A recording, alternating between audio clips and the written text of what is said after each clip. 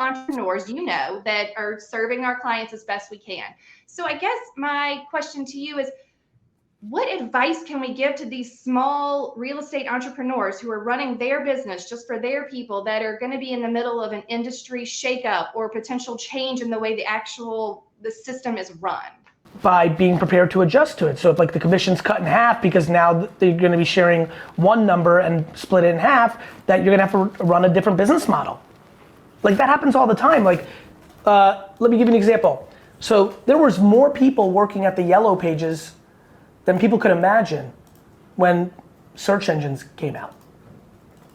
Do you know how many people are in graphic design and work in Adobe all day, including many people that work for me, that are in big trouble if that's the only thing that they can provide, because AI creative is coming, and that's real life stuff. What I would tell agents is, listen, if you get half the commissions, then you have to get twice as much business to go get back. Like the thing that people love business when it's working for them. People love entrepreneurship when it's working for them. They don't love it when it's not working for them. My advice would be get on your ass and start building your brand more on social media so you have more deal flow and more leverage. Because if you're the person bringing the deal flow, you know what's about to happen. If you're the one bringing the money, you have the leverage to take a bigger piece of the money. Yeah, absolutely. Okay, I have one more quick one as a podcaster, because I sent in 2 questions and I don't know which one got me pulled over here. You're All right. As a podcaster, we have hired a full-time marketing person. This is our first year with her. She is amazing, straight out of college, ready to learn, wants to implement any kind of practice on every single platform, trying things. What, other than reading Day Trading Attention, what should I tell her where should she start as learning? What is the thing that she needs to hone in on to learn and grow those skills? I really do think Day Trading Attention is gonna help her. I'll tell you why. And I say that very specifically for a reason. The answer is free content on the internet. Just because I have Day Trading Attention doesn't mean I'm not gonna put out content every day. And there's millions of other people putting out good marketing content and millions that are not. The reason I like Day Trading Attention is I think it's gonna give her the foundational principle. What should she be thinking about? Number 1, organic social media content is at the forefront of importance now. Number 2, when you make content, you have to know who you're making it for. So she'll learn how to make consumer cohorts. So 60-year-old women real estate agents, right, that live in Louisiana, very different real estate agent than somebody that works for Compass as a 26-year-old guy in Austin, Texas. Yeah, and we have them all. Of course you do. So the biggest mistake people make is they don't make content for different audiences. When I make wine content, that's for a certain audience. Some people don't give a shit. When I make garage sale videos, that's for some sort of audience. Other people don't give a shit. When I make Jets content, I keep telling people, stop listening to me. Don't even read the book. Nobody buy the book. Just watch what I do. Watch what I'm doing, not what I'm saying, right? Yeah. So what she'll learn is she'll first learn that it's about organic content over everything. Next, she'll learn that she has to target different segments, so she'll be making content for. Next, she'll learn that the first second of the video is life. And if it doesn't get you, and everyone's fucking that up. Copy, which platforms, it's post-production, being a PCS, a post-creative strategist, AKA reading every comment, not only of yours, but of all 50 top podcasts, social media posts. She needs to spend time reading the comments of every one of those posts to get insights to what people are giving a shit about. This fucking game is hard. Yeah, it just takes a lot of work. Yeah.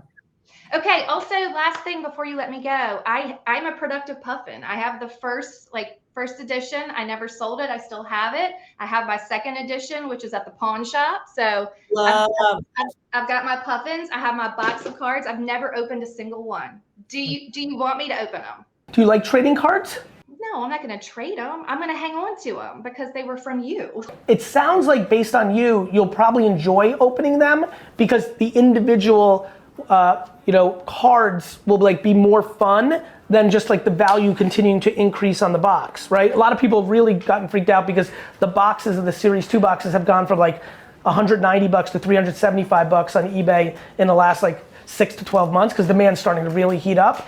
And so now people are and I was well, I mean, it's only where do you get the most value from, right? To me, it sounds like you might get the most value from actually opening them. Should we crack it?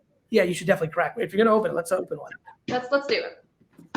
I've never even opened the box. My husband keeps yelling at me to open the box. And then he's like, if you get on Gary Vee, you better ask him to be on the podcast. I'm like, I'll ask him my question.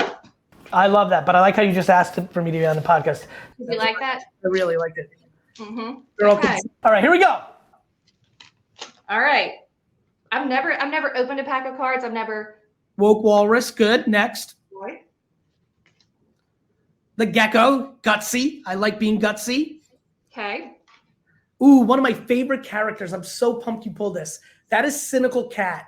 So VFriends is a very weird world. There's like 250 plus characters. There's very few bad guys.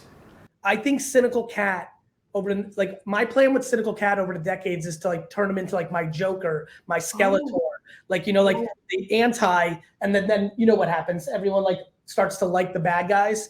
I think Cynical Cat is going to be, I hate cat. When I tell you, is that Zestful Zebra? Yep.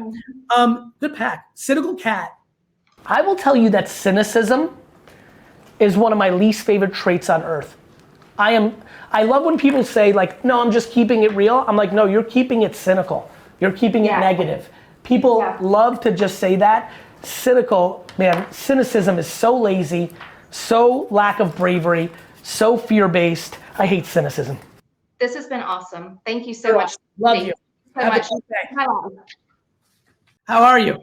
Hey Gary, dogandhen.com. My mom's a huge fan. She recently converted me after showing me the Jets jersey video. It's been her and I against the world since I was a child.